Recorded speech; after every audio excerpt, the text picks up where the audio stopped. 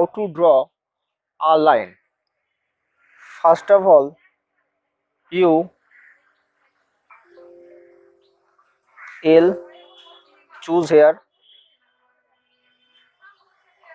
L enter to choose any specific length and give your randomly your line, and to give your specific length give specific point 25, 12, etc. And after you draw finish your drawing, then enter and to leave the point. Okay.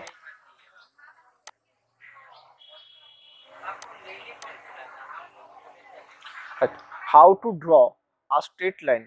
First of all, control F8, your ortho is on, then choose any L enter and choose any specific point and draw your line. 25 enter, 12 enter, again 25 enter, again 12 enter and enter. You finish your line.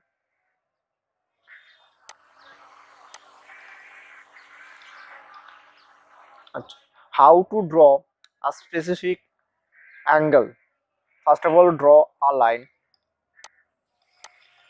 any line, and choose the specific point and give a direction and angle also. At the rate